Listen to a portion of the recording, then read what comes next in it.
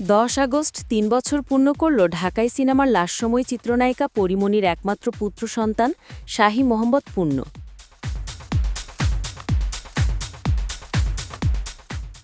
একটা সময় পরীর জন্মদিনের আয়োজন হয়ে উঠত টক অফ দ্য টাউন। জন্মদিনে বিশাল আয়োজনে পুরো শোবিজ ইন্ডাস্ট্রিকে আমন্ত্রণ জানিয়ে এলাহি কাণ্ড ঘটাতেন নায়িকা।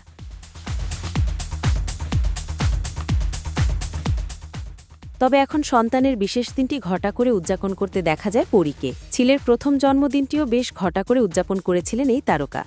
তবে এবার তেমন কোনো বিরাট আয়োজন ছিল না। কিন্তু পরী বলে কথা, একেবারেই কোনো আয়োজন করবেন না তা তো হতে পারে না। তাই এবার খুব কাছের মানুষদের নিয়ে পূর্ণর জন্মদিনটি পালন করেছেন পরীমনি।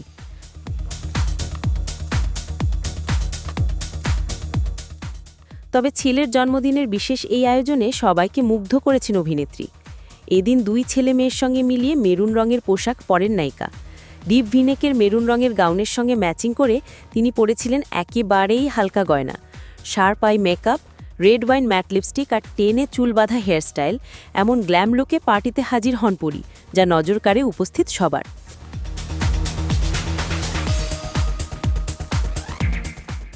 এদিকে বরাবরের মতো পরীমনির এই সাজের ছবি ও ভিডিও নেট মাধ্যমে প্রকাশ পেতেই প্রিয় তারকাকে প্রশংসার বন্যায় ভাসিয়ে দিচ্ছেন তার ভক্ত অনুরাগীরা।